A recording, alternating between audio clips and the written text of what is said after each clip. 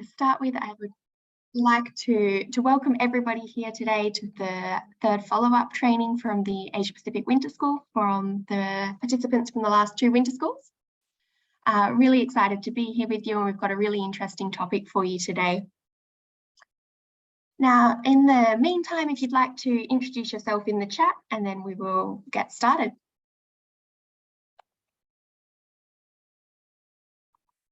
Okay, so to cover some ground rules to start with, we'd like to have everybody with the same Zoom name format if we can. So with your participant serial number, if you remember it, or otherwise your first name and then your last name and your gender pronouns. And if we can also ask that you keep your camera and your microphone off while the presentations are happening, just to make sure that everybody can hear okay. And if you do have any questions as we move through the presentation or at any point, then please do put those in the chat. And the same goes for any technical support problems. So if you have any technical issues, please pop those in the chat and someone from the team will be able to help you with those. Okay, a good place for me to start would be to introduce myself. So my name's Amanda Modishead. I'm a young and emerging evaluator from Australia. I work as a project officer at a company called SDF Global. So we're a social enterprise working in evaluation, among other things. Okay, so we've got two objectives for the training today. And so the first is to enhance your knowledge and skills in relation to evaluation, but also to provide an opportunity for you to connect with other young and emerging evaluators and to strengthen your networks within the region. And I will pass the floor now to Dorothy, who is the co-leader of Our Youth Asia, and she's going to give some opening remarks for us. Over to you, Dorothy. Thank you, Amanda. Can you hear me well? Okay, so mabuhay from Manila. Good morning, and good afternoon, and good evening to everyone, wherever you are in the world right now. Thank you for being with us again today, and welcome to the third session of our follow-up training for our winter school participants. So for this session, we will be talking about the SDGs and the M&E tools that come with it. If you remember, this was also one of the topics that we discussed during the winter school that was facilitated by Dr. Dorothy Lux. So we are actually not new to this discussion anymore. But as we revisit this topic through Gabby's discussion today, let's just try to move beyond just understanding the concepts and start asking, so what? And so I hope this session will further inspire and encourage you to reflect how can we, in our current roles as young and emerging evaluators or as M&E professionals in the organizations that we're in, the networks that we're part of, the local, national, or international arena, promote the conduct and use of monitoring and evaluation in SDGs, implementation, follow-up, and even review, so we can contribute to accelerating the achievement of these goals. And I'd like to acknowledge and thank Gabby for agreeing to do this series with us, even if she has to stay up really late and wake up really early like today to be with us. And we hope the learnings and insights that you have gained from all of these follow-up sessions have been useful for all of you in your work and career in general. And so moving forward, we would also love to hear from you later on how you are using all of these learnings from the winter school and the follow-up trainings to contribute to achieving transformative change in your community or in your country. So I'm encouraging everyone, if you can write a blog, an article, or a short note that you can share with us, the organizing committee of the winter school and the follow-up trainings, so we can share with other YEEs to encourage them also to attend this training. So back to you, Amanda, and thank you, everyone. I hope you have a good and productive discussion today.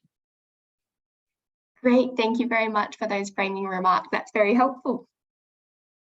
Okay, now I would like to introduce our presenter. If you've been to these trainings before, you will already be familiar with Gabriella, but if not, I will give her an introduction.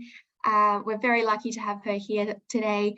As was mentioned, she's woken up very early to join us, so thank you for that, Gabby. But Gabriella is the chair of the Evalu Global Network, and she also works as an independent consultant. She holds a master's in development economics from the University of Göttingen in Germany, and a Bachelor in Economics from the University of, I always mess up the pronunciation of this, Guanajuato in Mexico. Gabriela has evaluative experience in development, cooperation projects in India, national and subnational social projects in Mexico, and also on projects related to monitoring and evaluation of the 2030 Agenda, so very relevant to the topic today. She's also a member of Eval Youth LAC and the National Academy of Evaluators in Mexico.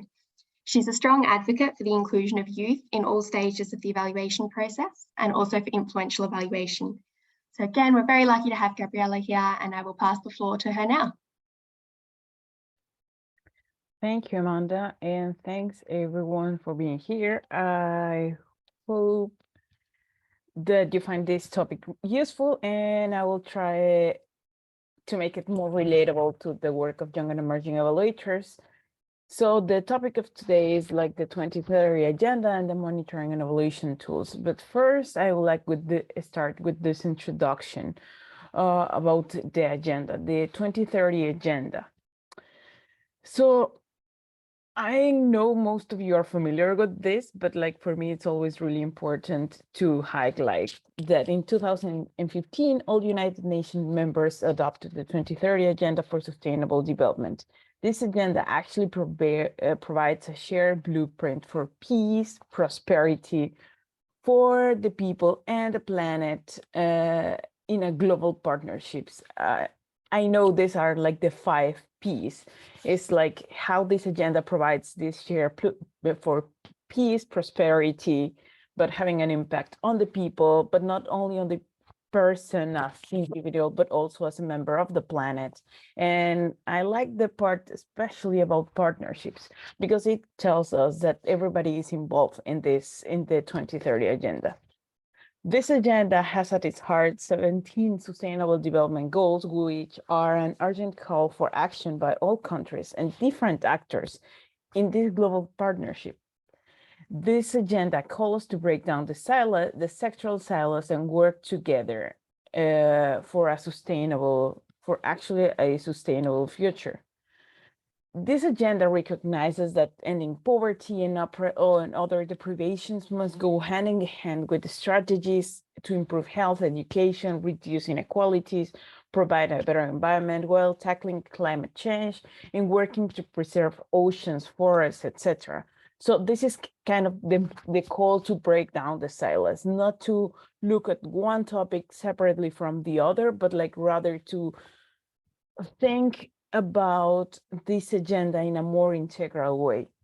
That if you're working, for example, on clean water and sanitation, your work, it has an impact not only on clean water and sanitation, but also on the planet. And we must think how my project, my program, or what I'm doing is having an impact in many other dimensions and or many other goals. And well, the 17 Sustainable Development Goals, we can organize them or categorize them in 3 dimensions: the social dimension, the environmental dimension, and the economic one. So like all of these 3 dimensions must act together in order to actually progress on this agenda. So here are the 17 Sustainable Development Goals, which I'm sure you're all familiar with. But now, but now it's like, it's always good to have all, like, you know, these 17 Sustainable Development Goals are like these good calls, or these calls for intentional change, and like this kind of call to advocate for progress in several in different dimensions. But as evaluators, I know that many of us will say like, yeah, but we have all of these 17 dimensions, but how do we measure them? How do we evaluate them? So the 2030 Agenda, sorry, there's like a 2030 repeated at the title, establish a global indicator framework for the SDGs and targets of this particular agenda. And this this global indicator framework has at the moment 247 indicators. Of them, 231 are unique. And there are like revisions of these indicators. But one thing to have in mind is that these 247 indicators are only the global framework, but there is or there could be a regional and national levels or framework of indicators. So imagine like this is not only like following the 17 targets, but like the 17 goals, but also their targets. And like we can easily get lost in how do we think about this system and how do we think about all of these indicators together? How are they working together? But how do we get like all of these indicators? There was some criteria to establish these indicators. First, the Statistical Commission of United Nations thought that they should create some criteria that indicators must follow to be part actually of this global framework. The first one is to be relevant. And to be relevant for what? To be relevant for the targets they were trying to measure, to be relevant for the objective they were trying to measure. Methodologically sound. It can be thought as very easy to implement, but like just imagine to define a methodology that sounds and that is relevant and and sound for all the countries everywhere. And so the other criteria is to be measurable, because we actually want to know how much progress have we achieved. And the other one is that it's easy to communicate and easily accessible. I would like to invite you to think about some indicators that, like my favorite actually are the indices, because like we can have like the most sophisticated indicator that is an index and that has and that has components of many dimensions, etc.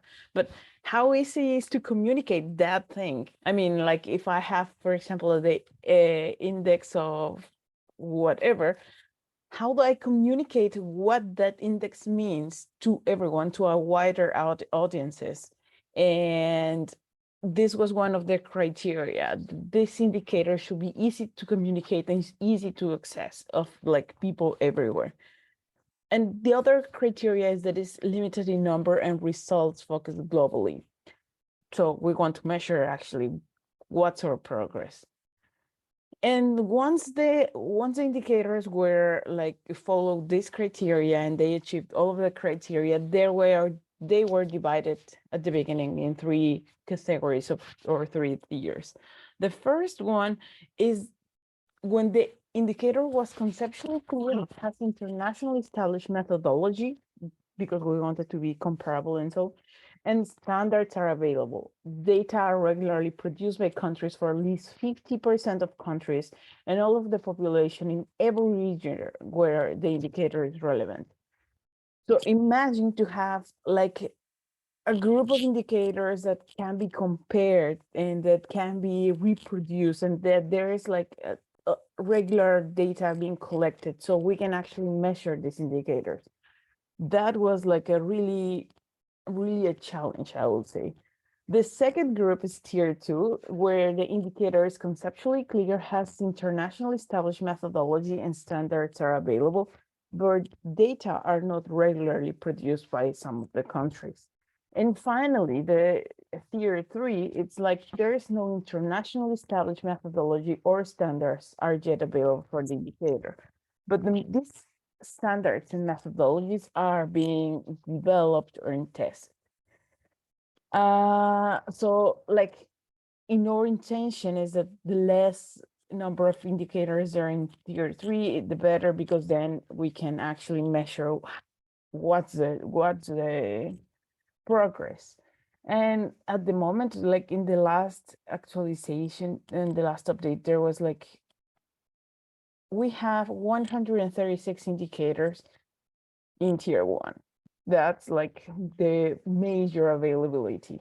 Then 91 indicators in tier 2 And this year, there are no indicators of tier 3, which is good news for us as evaluators, as people who's like kind of trying to get information. And there are 4 indicators that have multiple tiers. And I like this quote because it says that SDGs, sorry, that SDGs are to be accompanied by indicators that are action-oriented, global in nature, and universally applicable, and take into account different national realities, capacities, and levels of development, and respect national policies and priorities. Let's say this global framework of indicators is actually establishing the same framework for all the countries, and the way to measure, considering different capacities at the national and regional levels, what's going on. And here I want to talk a little bit about the data disaggregation, because although we have all of these more than 200 indicators, not like it might be the case that some of them were actually available for most of the countries, but like, what about data disaggregation when needed? So there was actually why it's important to have this data disaggregated, because there it was needed to leave no one behind. And how do we know if we are leaving people behind or not if we don't have actually data to measure it? The inclusion of indicators that reflects the problems faced by various population groups, let's say, like who's actually making any progress on the agenda and who's not. In this sense, work has been done with national and international agencies at different levels to have data disaggregated and to have more information, and that such disaggregation and problems faced by vulnerable groups must be defined based on national needs, priorities, and circumstances, meaning that this data disaggregation, it can be different actually depending on the region or the country where it's located, because the same problem can have like different reality depending on the country and or the context. Now I would like to ask you, for you, what's the like this up to this point I've talked about indicators, and this is like one important tool for monitoring that can help us in evaluation, and that it's really important. But up to now, what do you think is the importance of evaluation in this 2030 agenda context?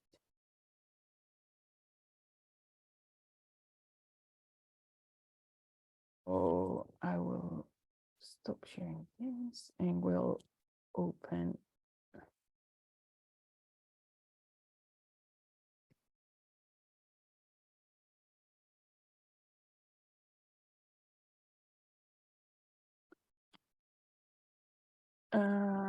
If you couldn't get the QR code, you can use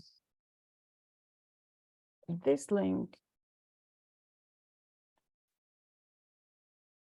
And why do you think evaluation is important in the context of the 2030 agenda?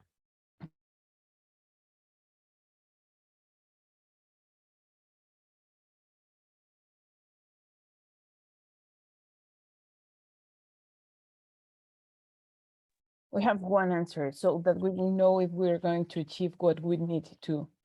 But what do you think are indicators enough for that?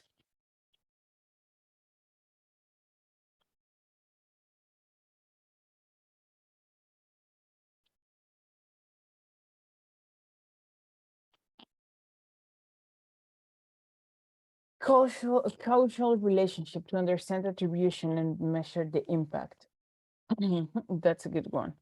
And because you need to track progress.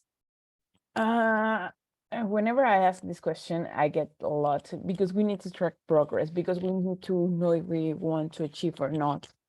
And I always like to actually ask again, like, is it like this indicators framework enough? Or do you think it like we need something else to provide more context to the indicators, evidence, decision-making, evaluation, help align national, local plans to achieve the SDGs, to achieve the goal, take action, measure for future agenda? And I think like all of these answers are really good and really important. I will continue with the presentation. And yeah, so actually, like all of you are right. We need to know why it's important. Like we need to know if we're going to achieve. We need to see the causal relationship. But in particular, I would like to think about these causal relationships because, as I mentioned before, the 2030 agenda actually calls us to think not only one particular topic, but to break down the silos, the sectorial silos, and to actually work. And so in different dimensions, different objectives at the same time. Therefore, actually, we need to kind of have a map or a system map or what are we having the impact or what's the relationship, but not only on this of a program, not only in this indicator or this SDG, but in general, in the agenda for sustainable development. So I highlight this some reasons why evaluations are important in this context. The first one is to know what works for whom, and under what circumstances. And this is why I think it's related to the importance of having disaggregated data. Because if we know, for example, that one indicator is going very well and that some interventions are working perfectly fine, but for whom are they working fine? If we get data disaggregated, then we will get to know what populations actually getting benefits from such interventions and so on, and under what circumstances. Another question that answers the evaluations are, how are investment reaching out to some populations in order to integrate the spirit of leaving no one behind? And another important point, I think, of evaluations of the 2030 agenda is how effective is development assistance in sustainable development. And finally, it helps us to identify gaps, challenges, and factors for continued improvement. And I think that was one of the answers in the Mentimeter. Actually, to know which factors are having an influence on improving sustainable development goals. So what evaluation of the SDGs mean or look like? First, it's that such evaluations should follow the agenda principles of being universal, leave no one behind, breaking down the silos, using this system approach, to use participatory approaches, because of the 2030 agenda mentioned, we want to hear different actors, different voices to create these global partnerships. There are some other principles of the agenda, inclusion, equity, social justice, that we make a call to be included in such evaluations, and paths of change and causality in this system thinking. These, I think, are like the principles established in the 2030 agenda that are also integrated in the evaluations of such opportunities. This evaluation of the SDGs brings us challenges and opportunities. What are some of the challenges? Because if we have this sound framework of indicators, we might think that monitoring will be enough. But we actually, as evaluators, as young and emerging evaluators, have this big challenge to bring attention to evaluation.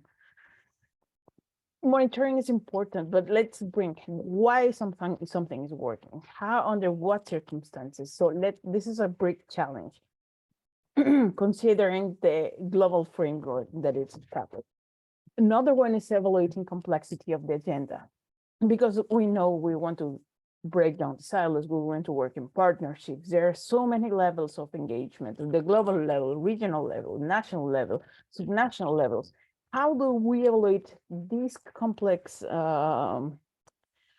problems and these complex relationships? And this could be a challenge for some to understand it and also to integrate it, to technically integrate it.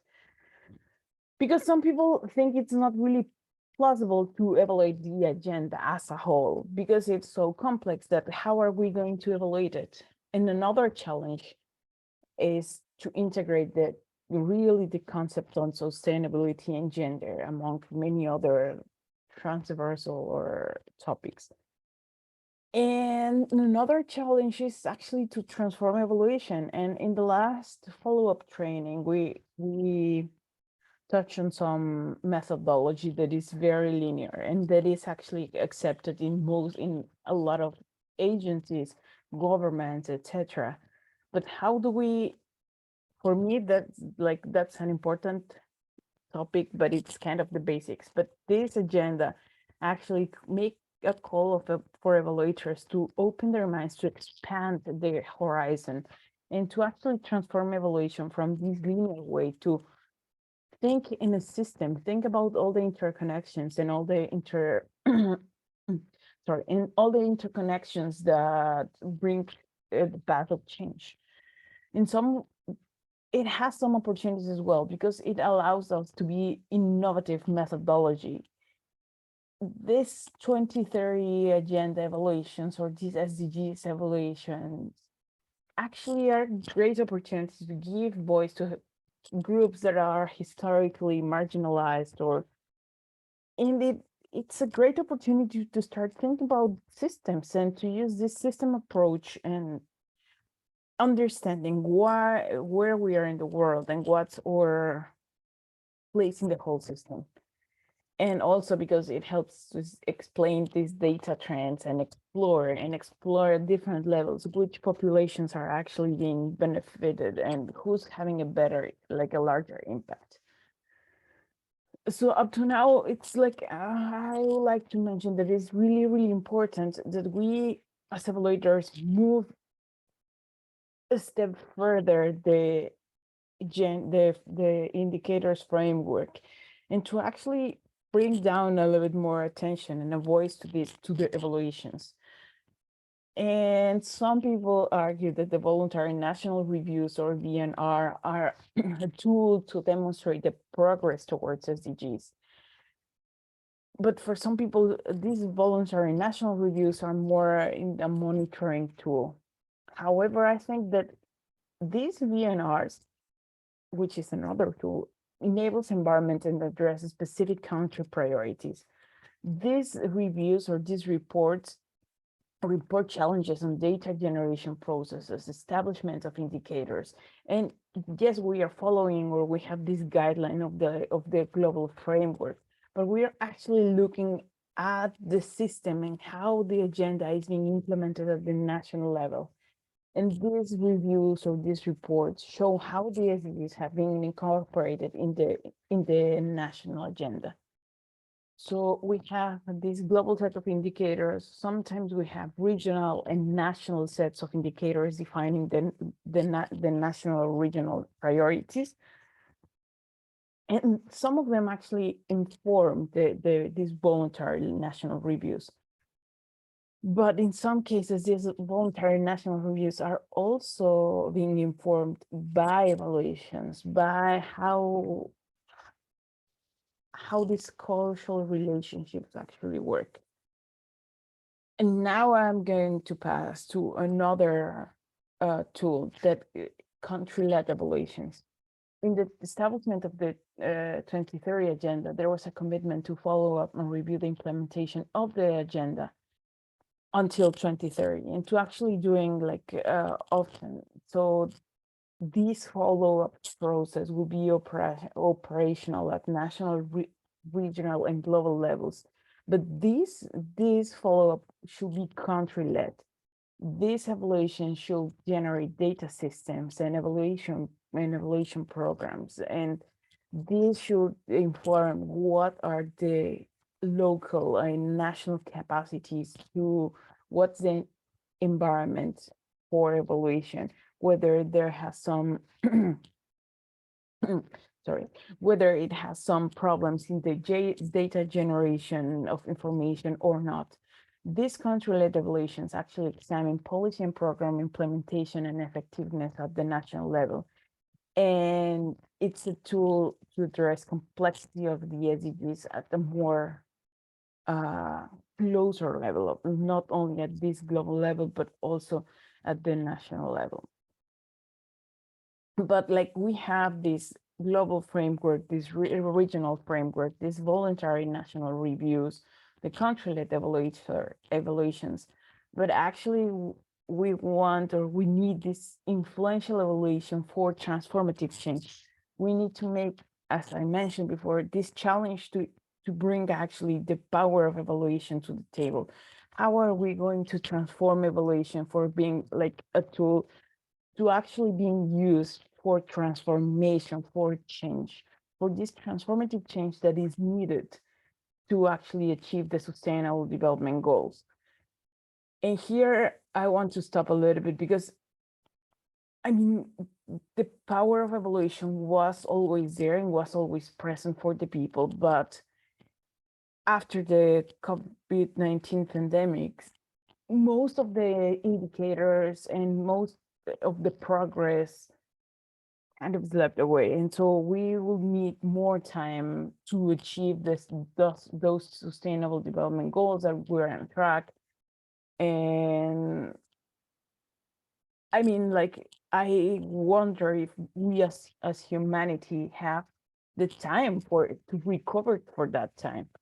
And I always thought like that evolution actually has this power to know what works and who under what circumstances, and to use that to create a more meaningful impact.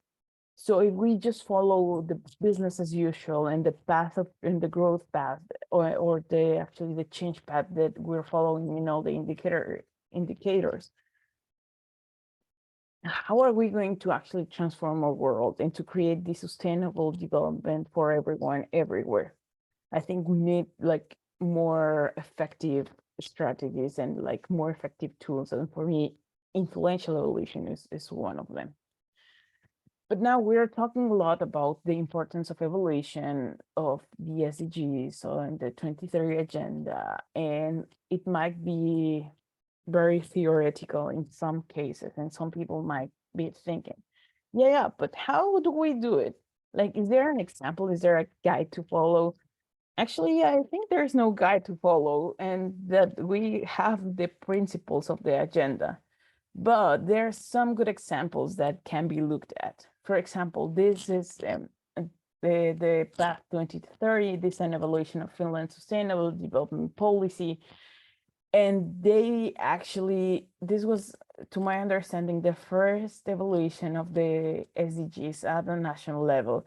It was taking place in between 2018 and 2019, and it was published in 2019. This evaluation actually looked to the 17 SDGs, but really focused on key issues. The government of Finland decided to prioritize on some topics, looking at the whole agenda and looking at all the SDGs, but addressing these local concerns. And you would be wondering, and how did they define these local concerns? And well, they did it by they determined these local concerns in a participatory way, with when experts, government, and many other actors actually came together and expressed their opinion and said we should be focusing on these key issues. They actually decided Finland's biggest challenge in sustainable development policy are related to climate change, consumption, the state of the environment, and growing social inequality. They thought, like this report says, that actually reaching the 2030 goals requires many system level changes and the mediation of conflict of interest. And as I was saying, just like how to actually reach those transformations in different levels. But like to be a little bit more specific, what were the questions they were asking themselves and what questions they tried to address in this evaluation? Well, actually, they had two aims of the evaluation. The first one was to produce an independent and all-encompassing perspective on Finland's sustainable development policy, specifically for national policy, the national implementation of the 2030 Agenda and the foreign policy of Finland. And the second aim of this evaluation was to produce concrete recommendations for the future directions of Finland's sustainable development policy, as well as ways to evaluate the progress. But actually, they established some evaluation questions. And here I think is where it comes like something really important, because they are applying here in these questions the principles of the agenda. And the first question is, what kind of impact pathway thinking or theories of change is Finland's sustainable development policy based on? Where they were located? Will these current sustainable development policy and measures help achieve social changes that promote permanent socially, economically, and environmental sustainable development? And here we see very actively the three dimensions. First, the social, then the economic, and then the environmental one. And then the third question is, how are the human rights-based approach and leave no one behind thinking of the 2030 Agenda realized in Finland's sustainable development policy? Again, the integration of the human rights and leaving no one behind principle. Then they are talking about definition of and systematic presentation of the links between the different branches of foreign policy. In this, I like to think that is the practical implementation of breaking the silos and thinking in using this assist thinking systems approach. But they actually specified some particular evaluation questions and they addressed all of them in the evaluation that you can easily find online. And this is the evaluation. What they found was that these were some results and suggestions for the government. It was the adoption of the 2030 Agenda must be integrated as a base for government policy, actually to kind of adapt and implement the global agenda into the national government policy. And this will help to create a national roadmap until 2030 to strengthen the nation's ambitions and policies regarding sustainable development.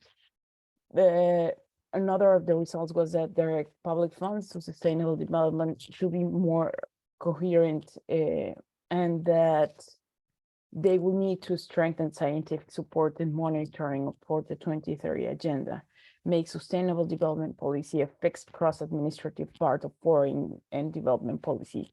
Basically, the suggestions they made for the government was to implement the agenda and the principles of the agenda in the government policies and practices.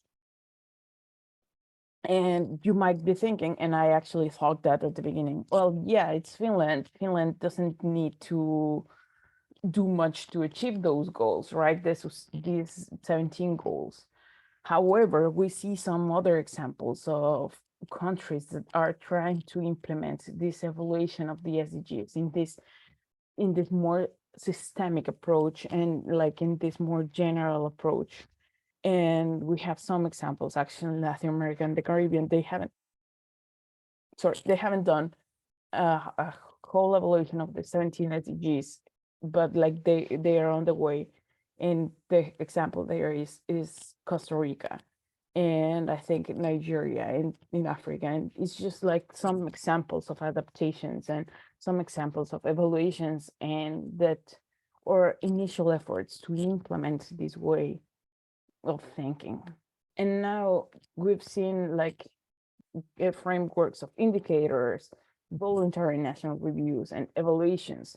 And how do you think they are actually related? Or how they should be related?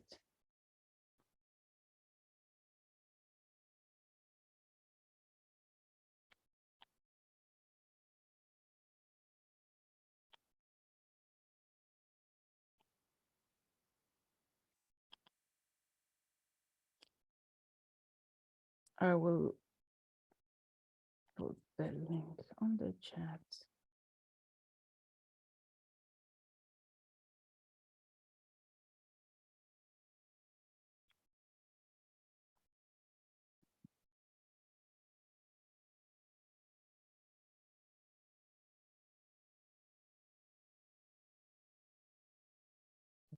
If nothing comes to your mind, then it's okay. I actually have, I actually heard from the experience from Finland and Costa Rica that they were implementing, they were like they were doing the voluntary national reviews and following up on the indicators and monitoring such indicators. And they were saying that this was a circular process where BNR and evaluations and indicators were related, and one, like all of them contributed to the other. It was no one direction, that indicators and evaluation results could help to improve the voluntary national reviews, but also that such voluntary national reviews will be informing all the other tools. And now I think I want to here make a call and tell you a little bit more about the Evolve for Action campaign, or this decade of evaluation for action. I just mentioned that okay, the 23rd agenda is in line. The decade of evaluation for action is in line with the decade of action. But this decade of evaluation for action, or also called Evolve for Action campaign, seeks to promote widespread recognition and evaluation being critical to and a key accelerator for achieving the global goals or the sustainable development goals. Evolve for Action mobilizes commitments and actions by different stakeholders, parliaments, governments, evaluation networks, young and emerging evaluators, that all come together to actually accelerate action for influential evaluation and to invest in strong evaluation systems to inform public policies to ensure no one is left behind. And here I think like we have some concepts as evaluation systems that to strengthen these evaluation systems, not only for evaluation, but also to inform the voluntary national reviews, to inform and to strengthen the indicator frameworks, but also to use influential evaluation to actually accelerate their progress for achieving the sustainable development goals.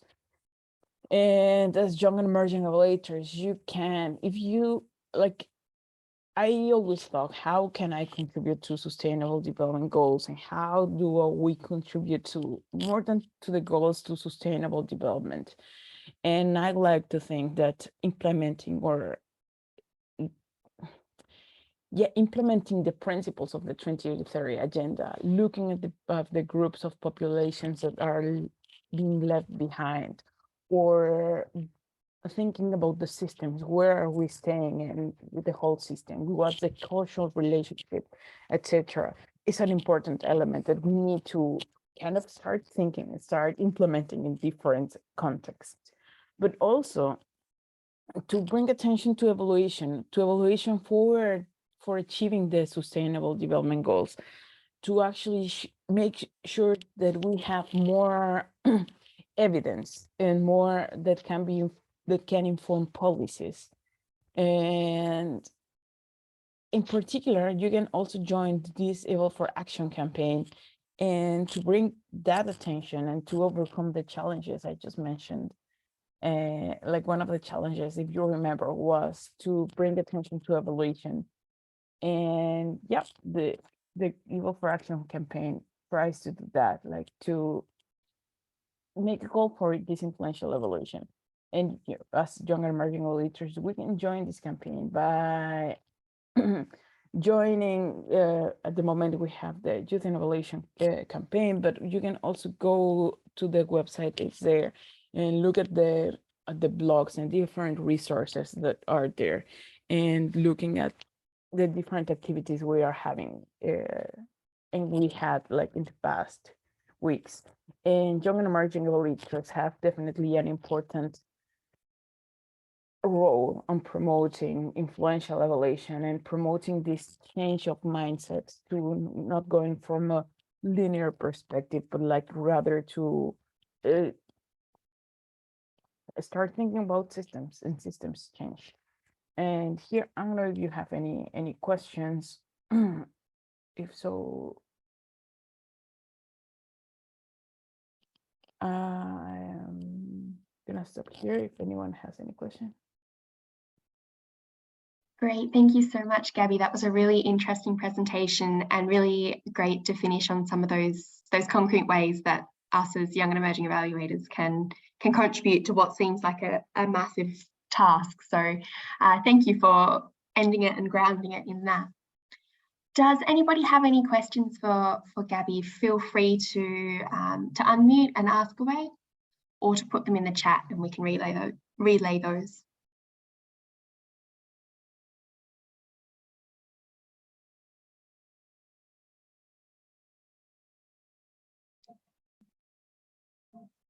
While everybody's perhaps thinking on a couple of questions, I have a couple, Gabby. I guess one question I had was, obviously the SDGs and the Agenda 2030, like you mentioned, is a big global thing. But also I'm aware that a lot of kind of project or program or organizational evaluations also try and link in and discuss the SDGs in the context of what they're doing. And so do you think that that's important, and how do you think that relates to kind of the indicators? Should they be used at the project level, or do you think that they're more for people at the country level and the VNR level?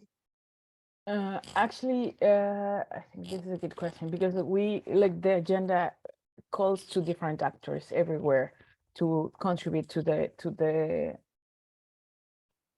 Sustainable Development Goals, right? So it's really important that everybody of us is looking from their own perspective. How are we contributing to this? Like I have the experience here in Mexico, for example, that there is this committee where it's the committee on the implementation of the SDGs at the national level, but it includes some subnational level governments and also some NGOs. And it's really important to understand their perspective. And I've worked, for example, with some youth initiatives that are thinking already, how are we contributing to the agenda? How are we, as small group of people? We know that the agenda is massive, and it could be really scary to think about contributing to this global and massive agenda, right? But it's important to start doing, to start thinking, what's our contribution. We are not really asking how big, how small it can be, but how are we really contributed? And this is a change of paradigm as well. It's not like everything has to be led by the government, but rather by everyone, and we all can contribute to this, right? So I think it's really important that all of us and different organizations and different level organizations think about their contribution, but kind of understanding that if we are doing, for example, an intervention in education, it can go beyond this traditional education and talk about inequalities and environment, and how are we actually making are we talking about the environment enough in our education or not? Are we going to ever achieve those climate change goals and so on? And about the indicators, I will say, there are 200 indicators at the global framework, but in some countries, there are some adaptations of such indicators at the national level. And sometimes it's just like a way of measure, right? So it's good if we can take, for example, those global indicators and see, do they apply like they are to our context or not? Really critically think about the relevance on applying such indicators, or if not, then we might have a proxy indicator that tells us what's our contribution to the SDGs and to the 2030 agenda. And there are some efforts in different places that have been kind of adapting the indicators and looking which indicators are relevant to their context and which are not, and which can be translated to their context, for example. Great, thank you. And so that's really the, I guess, the localizing of the SDGs and the indicators which you were talking about. Great. Is there any other questions for Gabby?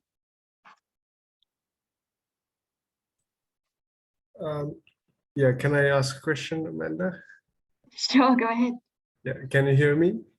Yes. Okay, thank you, Gabby, for your great presentation, first of all. My question is now, when you work as a consultant in these evaluation projects, most of the time, the SDGs are not taken into account. So as evaluators, how should we push our clients to make sure that they incorporated some of the SDGs on the projects that they're working on in different countries, so we can see the progress?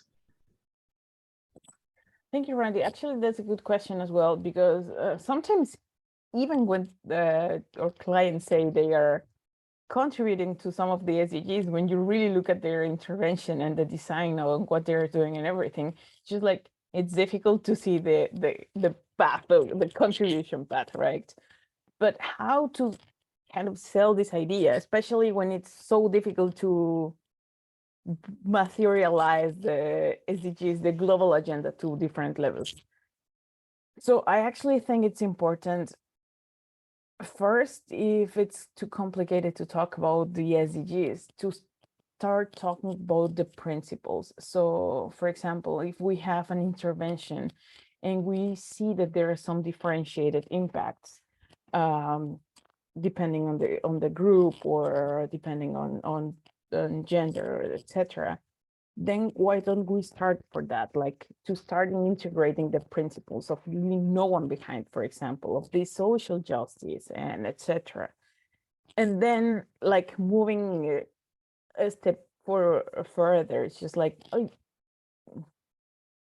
sometimes it can be really difficult to integrate an SDG in a plan, but we can integrate this, the 2030 agenda principles. And for example, for me, it has been really useful,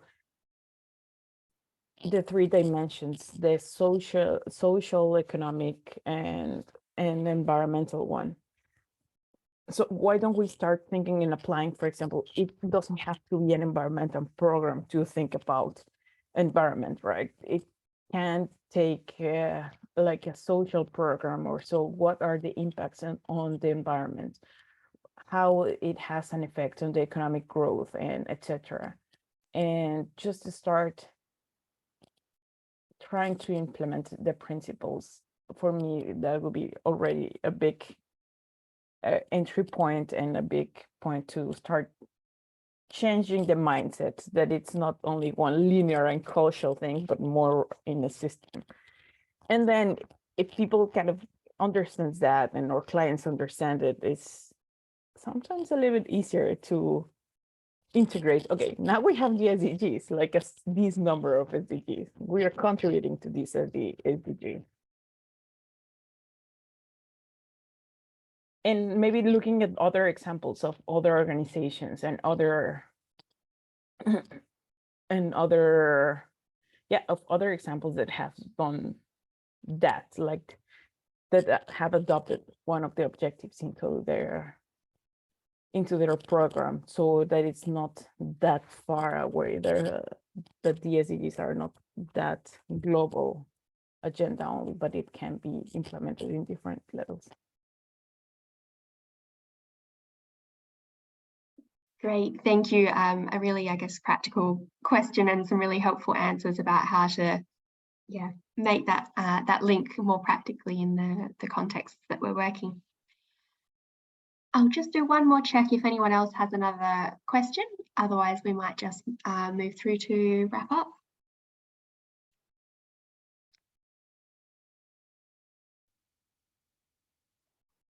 Yeah, thank you then. You can go to evilforaction.org and join the Evil for Action campaign, or yep, you can follow Evil Youth on social media as well. Thank you. Great, thank you so much, Gabby. Let me just get my slides back up.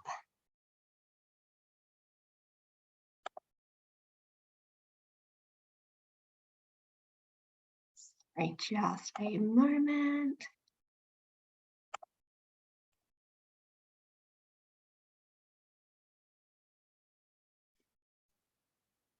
Okay, so thank you again, Gabby, for waking up so early to be with us and for the really helpful presentation. It's been really interesting and very practical as well, which has been helpful. We've already done the Q&A. Okay, I think now we would like to take a quick group picture. So if I can get everybody to turn their camera on for a moment, and the production team's going to take a picture for us for our promotion and things.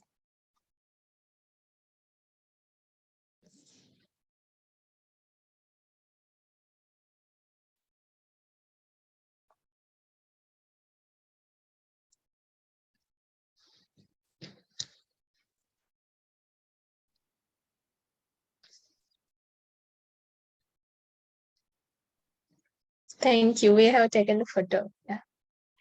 Great, thank you, Maduka. Okay. So now I would like to pass over to Hasiti for the closing remarks. So Hasiti is the co-leader of Eval Youth Asia and Eval Youth Sri Lanka, and she's also the lead of the Asia Pacific Communication Hub. So over to you, Hasiti. Thank you, Amanda.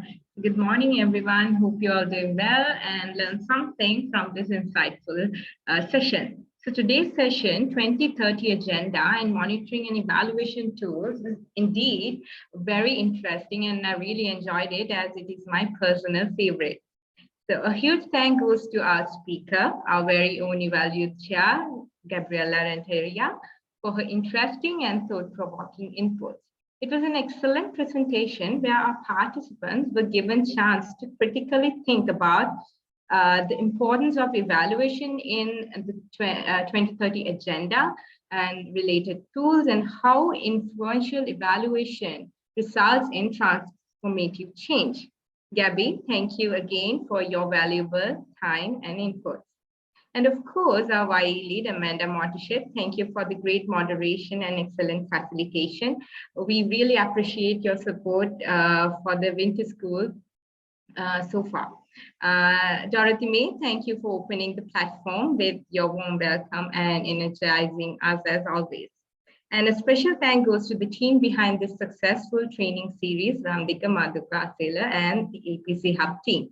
Thank you everyone for your hard work. Finally, I would like to thank our wonderful participants, Winter School alumni, for joining us today and for their active engagement. The next follow-up training session will be in November, and again, we have a very interesting topic that you should not miss, gender and evaluation. It will be the final session of this series, and I would like to invite you all to join us. Keep in touch with Asia Pacific Evaluation Association for more exciting events and programs like this. Thank you very much, everyone. Stay safe. Have a great day. Amanda, over to you. Great, thank you for that, Hasiti. And while we're talking about next events, the third winter school is actually coming up as well. So unfortunately, if you're an alumni from the previous two, you can't apply again, but we do ask that you please share this with your networks so that others can have the opportunity to participate in the event. So I think the team can circulate this via email, or you can see the link there. And so please share this with anybody who you think may like to participate. It does close, applications do close on the 10th of September, so in just a few days, but that gives plenty of time for people to get an application in, and we look forward to very good participation in this event. Okay, and so that brings us to the end of this session. Thank you again to Gabby and Hasiti and to May for your input into the session. Thank you so much. And thank you very much to all of the participants. It's been great to have you on board, and we hope that you found the session useful. As Hasiti said, please do keep in contact here are many ways that you can do that, and we look forward to your future engagement in future events. Thank you very much, everybody.